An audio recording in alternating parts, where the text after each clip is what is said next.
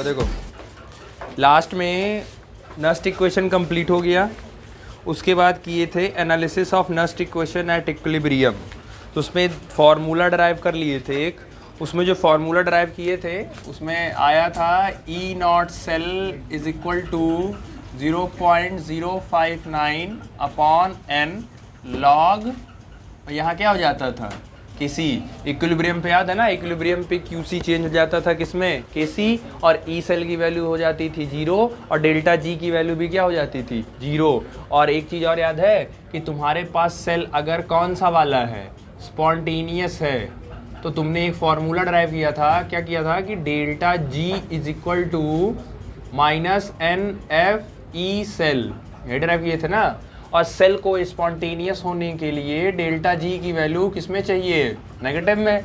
तो अगर जी को नेगेटिव है तो उस समय ई सेल को क्या होना पड़ेगा, पॉजिटिव होना पड़ेगा। यानी कि जब उस समय ई सेल तुम्हारा पॉजिटिव होगा तब तुम्हारा डेल्टा जी किस में आएगा, नेगेटिव आएगा। और दूसरा तुम्हारा था नॉन स्पॉन्टेनियस, तो नॉन स्पॉन्टेनियस के लिए तुम्हारा डेल्टा जी जो होता है वो किस में होता है, पॉजिटिव।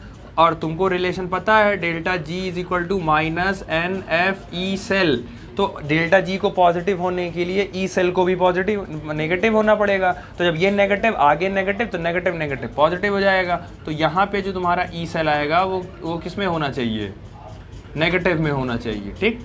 तो ये दो कंडीशन पड़े थे। अब तुमको करना है इस पे न्यूमेरिकल, इस पे करना है और इस पे भी करना है। अब खाली न्यूमेरिकल आपको करना है क्योंकि अब आपको इक्विलिब्रियम कांस्टेंट निकाला जाएगा। केसी का नाम क्या था, इक्विलिब्रियम कांस्टेंट, तो आपको न्यूमेरिकल ही करना है, ठीक। चलो लिखो,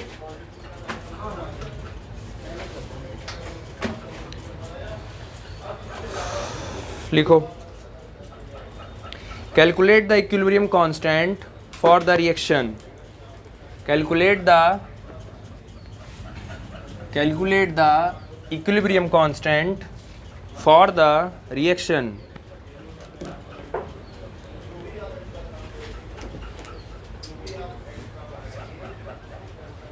करेंगे, बताएंगे।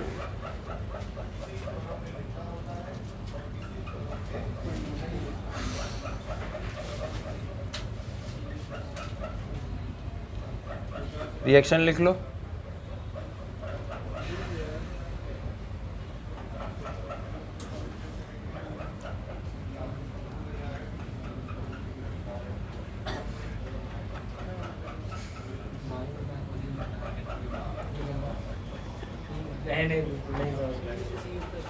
कैलकुलेटर खोलो उसको, कैलकुलेटर। चलो इधर देखो, ये रिएक्शन दिया है आपको, ठीक है, आपको रिएक्शन दे दिया है और आपको ई नॉट सेल भी दे दिया है और आपसे बेसिकली वो पूछ रहे हैं कैलकुलेट द इक्विलिब्रियम कांस्टेंट। तो वो आपसे, चलो देखो इसमें क्या है, आपको इक्विलिब्रियम कांस्टेंट। अब देखो जब पेपर में आपसे पूछेगा तो बच्चे नॉर्मली सोचेंगे कि नस्ट इक्वेशन रख के निकाल दें, क्योंकि नस्ट इक्वेशन में भी आता है, लेकिन नस्ट इक्वेशन में आपको कंसंट्रेशन भी तो रखनी पड़ेगी और क्वेश्चन में कहीं भी कंसंट्रेशन नहीं दिया। इसका मतलब है आपको, और वैसे भी वो आपसे कह रहे हैं इक्विलिब्रियम कांस्टेंट निकालना है, आपको क्यूसी नहीं निकालना है, आपको केसी निकालना है। नस्ट इक्वेशन में क्यूसी होता था, मैंने कहा था सही कर लेना, वो क्यूसी है। यहाँ पर नस्ट इक्वेशन के बाद जब इक्विलिब्रियम कांस्टेंट आता है तो वहाँ केसी हो जाता है। तो आपको एक फॉर्मूला दिए थे, क्या दिए थे, E naught cell is equal to 0.059 upon n multiply by log Kc. अब समझो यही केसी निकालना है, केसी निकालना है खाली। अच्छा एन की वैल्यू साफ साफ इक्वेशन से दिख रही है, कितनी है, एन इज इक्वल टू कितना है 2। तो यहाँ पर आप रख, और 0 इसकी वैल्यू भी दी है तो 0.46 और इसको राउंड ऑफ कर दो ना तो ये हो जाएगा 0.06 अपॉन 2 और ये हो जाएगा लॉग केसी। इसको उसके बाद काट दो तो ये हो जाएगा 0.03, उसके बाद ये हो जाएगा 0.46 is equal to 0.03 multiply by log Kc. इसको नीचे भेजो तो ये हो जाएगा 0.46 upon 0.03 is equal to log Kc. आप ऊपर नीचे 100 से कर दो मल्टीप्लाई, पॉइंट हट जाएगा तो ये बचेगा सिर्फ 46 upon 3 is equal to log हो गया ये केसी, ठीक। तो ये बेसिकली आएगा 15.3, इसको डिवाइड करोगे तो तुम्हारा जो आ जाएगा log Kc is equal to 15.3। आप बच्चे यहीं करके छोड़ देंगे, लेकिन अगर यहां करके छोड़ोगे तो अभी आपको पूरा नंबर अवार्ड नहीं किया जाएगा। आपसे केसी पूछा है, लॉग केसी नहीं पूछा है, तो आपको केसी चाहिए। अब क्योंकि एंटी लॉग बहुत ज्यादा आपके सिलेबस में नहीं है, लेकिन उसको अप्लाई कैसे करना है ध्यान से देखिएगा। जब आप जिस क्वेश्चन में आप ऐसे फंसेंगे, आपका तुरंत काम है बोथ साइड एंटी लॉग लीजिए, तुरंत बोथ साइड, मतलब नीचे एक लाइन लिख देना taking both side anti log. तो इधर भी आप लिखो एंटी लॉग और इधर भी लिखो आप एंटी लॉग, ये आप लिखो, ठीक। अब बेसिकली क्या किया जाता है, ऐसा माना जाता है, मतलब आप करना मत, लेकिन ये माना जाता है कि ये एंटी लॉग इस लॉग की वैल्यू को क्या कर देगा, सिर्फ लॉग को एंटी लॉग क्या कर देगा, कैंसिल कर देगा। तो जब कैंसिल कर देगा तो आपके पास बचेगा सिर्फ Kc is equal to antilog of, किसका एंटी लॉग लेना है आपको, 15.3 का। अब एंटी लॉग की टेबल से 15.3 की वैल्यू आप निकाल लिए, अब निकाल के चार्ट गिवन रहेगा। तो क्योंकि पेपर में डैम श्योर है आपके पास चार्ट वो नहीं गिवन होता है, तो अगर पेपर में चार्ट नहीं गिवन है तो आप सिर्फ यहीं पर लिख के छोड़ दीजिए। अगर ये यहाँ तक पहुँच गए तो एक आइडिया रहेगा कि हाँ कम से कम इतना आता है कि बच्चे को एंटी लॉग पहुँचना आता है कि कैसे उसको पहुँचना है। अगर बच्चे के पास एंटी लॉग का चार्ट होता तो शायद वो 15.3 की वैल्यू भी निकाल कर वहां रख देता। अगर आपने यहां छोड़ा सिर्फ, तो इसका मतलब ये अंडरस्टूड है कि बच्चे को अभी पता नहीं है, लेकिन ये काम अगर करके आए हो पेपर में तो टीचर खुद जान जाएगा कि बच्चा जान रहा है एंटी लॉग कैसे सॉल्व किया जाता है। बस उसके पास पेपर में चार्ट अवेलेबल नहीं था इसीलिए उसने वैल्यू, और ज्यादातर क्वेश्चंस में वो एंटी लॉग नहीं देते हैं, वो आप चिंता मत करिए, आएगा भी। तो तरीका याद रखो, दोनों तरफ एंटी लॉग ले लेना, जिस तरफ का लॉग होगा वो उधर का कट जाएगा, सिर्फ अकेले वहां केसी बचेगा, बाकी एंटी लॉग ऑफ 15.3 बचेगा। समझ आए? आंसर यहीं छोड़ देना, पूरा नंबर ऑड हो जाएगा, ठीक।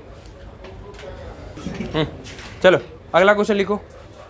For a reaction, for a reaction, for a reaction, और नीचे आपको रिएक्शन गिवन है A plus 2B, A plus 2B, उस पर एक plus, gives 2B plus A के ऊपर 2 प्लस। ये मैथमेटिक्स में होता है, ठीक है। लिखो, देखो for a reaction A plus 2B पर plus gives 2B plus A plus 2। नीचे लिखो फिर Kc has been found to be, Kc has been found to be, Kc has been found to be 10 to the power 12, 10 to the power 12. Calculate the standard EMF of the cell. Calculate standard EMF of the cell.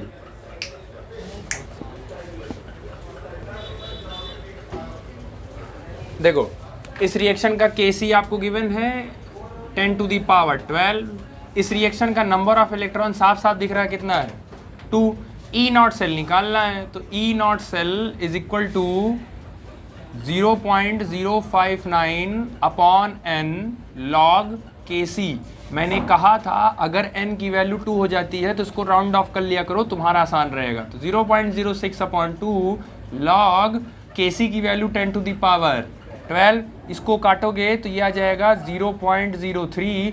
12 n की power m है तो ये इसको आगे लाओगे तो ये हो जाएगा 12 log 10, और log 10 की वैल्यू होती है 1, तो 0.03 इंटू 12 इंटू 1, तो इसको मल्टीप्लाई करोगे तो ये आ जाएगा 0.36 वोल्ट। यूनिट के साथ रखना, तो E नॉट सेल आ गया 0.36 वोल्ट, ठीक।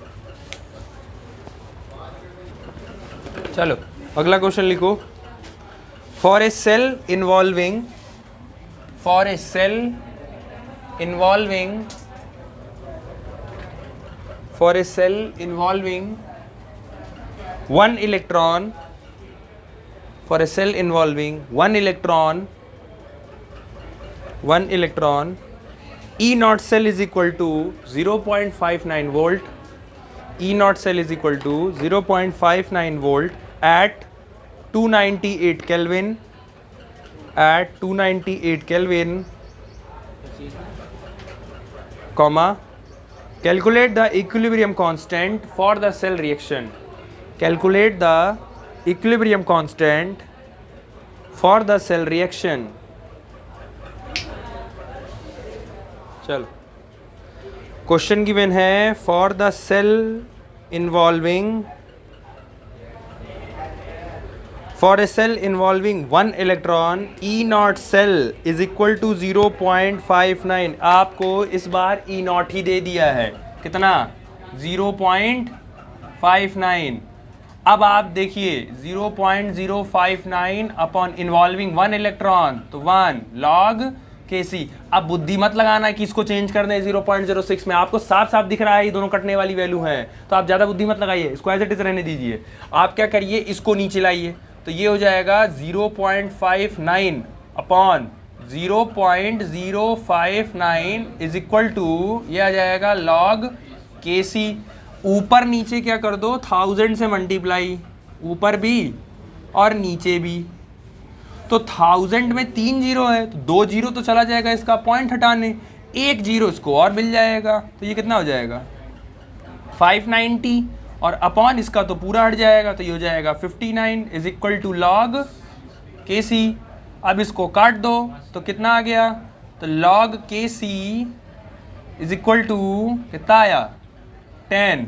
अब यहाँ से पॉइंट नोट करिए, अगर कभी भी log Kc आप सॉल्व किए और log Kc आपको एक परफेक्ट होल नंबर मिला है, अगर परफेक्ट होल नंबर मिला है, जैसे पिछले केस में कितना आया था, Kc कितना, log Kc कितना आया था 15.3, परफेक्ट होल नंबर नहीं था वो. तो अगर इन केस आपका जो भी आपने log Kc सॉल्व किया होगा, जो भी log Kc सॉल्व किए होंगे, अगर वो एक परफेक्ट होल नंबर आता है तो उस परफेक्ट होल नंबर को डायरेक्ट आप 10 टू दी पावर चढ़ा दीजिएगा, काम हो जाएगा.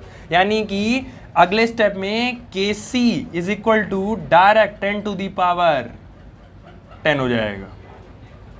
ये रूल है कि अगर यहाँ का डिजिट परफेक्ट होल नंबर हुआ, जैसे एग्जांपल के तौर पर मान लो आपने सॉल्व किया किसी क्वेश्चन में और आ गया log Kc is equal to 4, तो परफेक्ट होल नंबर मिला है ना, तो अगर परफेक्ट होल नंबर मिलेगा तो आप सीधे सीधे लिखिए log Kc is equal to 10 to the power 4. अगर कहीं सॉल्व किए हो और मिला log Kc is equal to 12, तो परफेक्ट होल नंबर है ये, तो आप सीधे सीधे लिखिए Kc is equal to 10 to the power 12. लेकिन जो भैया आपने थोड़ी देर पहले क्वेश्चन सॉल्व किया था तो उसमें log Kc is equal to 15.3 था, परफेक्ट होल नंबर नहीं था वो. तो जब पॉइंट में आएगा तब आप एंटी लॉग वाला सिस्टम यूज करिएगा, समझ आया.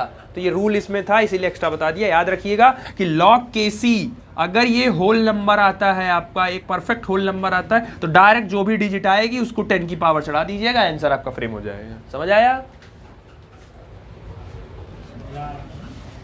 चलिए अगला लिखिए. For the cell reaction,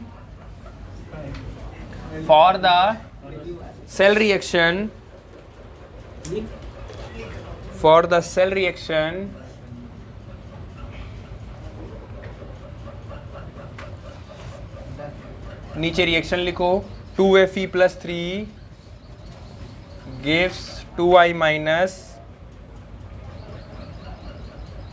2Fe plus 2 plus I2, और इसका E नॉट दिया है 0.24 वोल्ट एट 298 केल्विन, और इसका फराडे कांस्टेंट भी दिया है 96500. आपको लेना है कूलाम पर मोल, यूनिट होती है इसकी. आपको निकालना है calculate standard gives free energy. Standard gives free energy का मतलब क्या हो गया, डेल्टा जी नॉट. स्टैंडर्ड बोला है तो आपको डेल्टा जी नॉट निकालना है. क्या इसको निकालने का कोई फॉर्मूला था, -NF E नॉट सेल, तो E नॉट सेल दिया ही है. N पता कर लो क्वेश्चन से, F पता ही है, खाली मल्टीप्लाई करके आंसर बताओ कितना आ रहा है. चलो इधर देखो, डेल्टा जी निकालने का फॉर्मूला क्या था, -NF E not cell. N question से ही दिख रहा है कितना. अच्छा हाँ नहीं, क्वेश्चन रुको, क्वेश्चन एक बार चेक कर ले तब। क्वेश्चन टू फी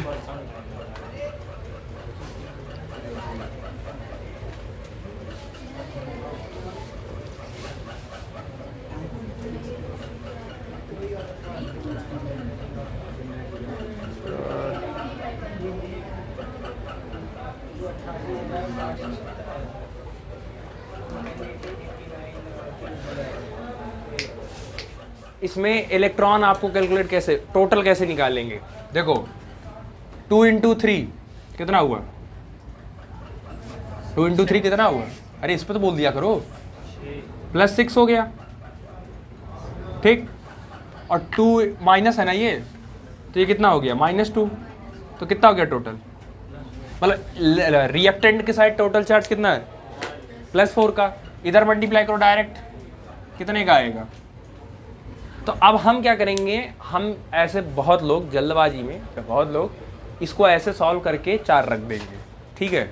सोचना उनका सही भी है, आप सोचा ही है, लेकिन जनरली इलेक्ट्रोकेमिस्ट्री में जब आप ये n रखते हो ना, ये एक एटम के लिए रखते हो, एक एटम के लिए रखते हो। यहाँ टोटल कितने एटम हैं? 2। आयरन के कितने हैं? एक आयरन पे कितना प्लस होगा? 2 प्लस होगा। 2 पे कितना हो गया? आप जब भी यहाँ रखते हैं कितने का मान के चलते हैं? हम कितने का कैलकुलेशन लेके चलते हैं? एक एटम का लेके चलते हैं, तो एक एटम पे कितना चार्ज होगा? तो इसीलिए यहाँ पे आप n की वैल्यू 4 ना लेके, यहाँ n की वैल्यू हम क्या लेंगे? क्योंकि हम एक एटम का लेके चलेंगे, तो n की वैल्यू हो गई 2, तो -2 इंटू f की वैल्यू हो गई 96। अच्छा 500 होता है तो इसको 100 लिख सकते हैं कि नहीं?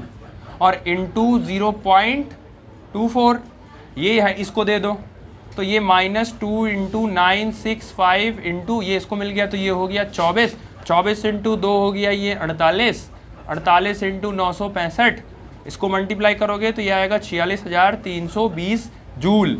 आंसर किलो जूल में जाओगे तो 46.320, ये आंसर आ जाएगा किसमें? Kilo joule. Gibbs free energy निकाल रहे हो, एनर्जी है ये, तो एनर्जी की यूनिट क्या होती है? जूल, ठीक है, ध्यान रखना। चलो अगला लिखो। फॉर द फॉलोइंग सेल,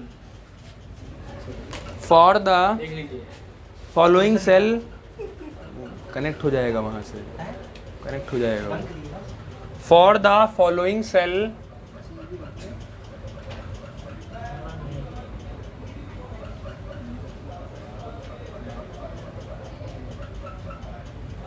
उसके बाद नीचे ये लिखो,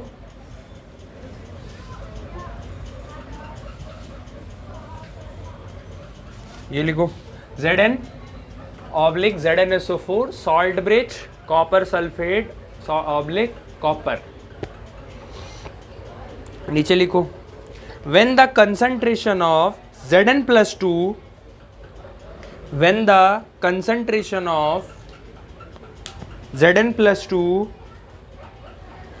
when the concentration of Zn+2 is 10 times the concentration of, is 10 times the concentration of, 10 times the concentration of Cu+2, Cu+2, Cu+2, calculate or find the expression, calculate or find the expression for delta G if E naught cell is equal to 1.1 volt। Option लिख लो, चलो option दे रहे हैं इसमें। पहला 1.1 Faraday, 1.1 Faraday. दूसरा 2.303 RT, capital R capital T, -2.2 F, उसी में रहेगा पूरा, एक ऑप्शन है ये 2.303 RT -2.2 F। Third option 2.303 RT +1.1 F और चौथा -2.2f।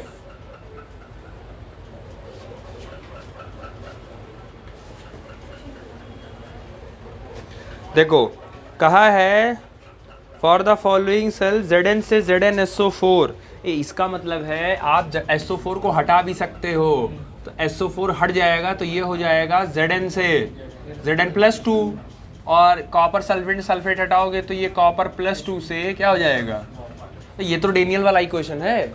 तो डेनियल वाला इक्वेशन है अगर, तो इसके लिए डायरेक्ट क्या लिख सकते हो इक्वेशन, अगर Zn+Cu+2 गिव्स Zn+2 और +Cu, ये लिख सकते हो।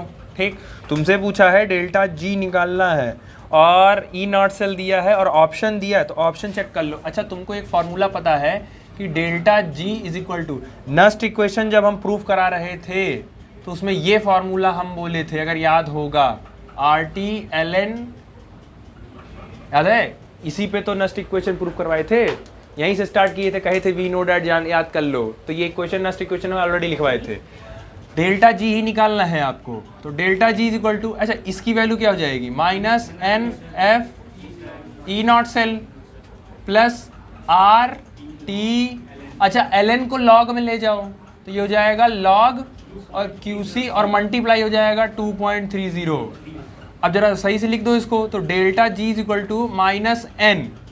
-n कितना है यहाँ पे 2, तो ये हो जाएगा -2 और इनटू फराडे कांस्टेंट आपका दिया नहीं है, हालांकि ऑप्शन में चेक कर लो f की वैल्यू कहीं उसने रखी नहीं है, f की वैल्यू उसने कहीं नहीं रखी है, तो आप f की वैल्यू मत रखो। f E0 सेल क्वेश्चन में गिवन था कितना 1.1, तो 1.1 प्लस इसको आगे कर लो तो ये हो गया 2.303 RT log QC।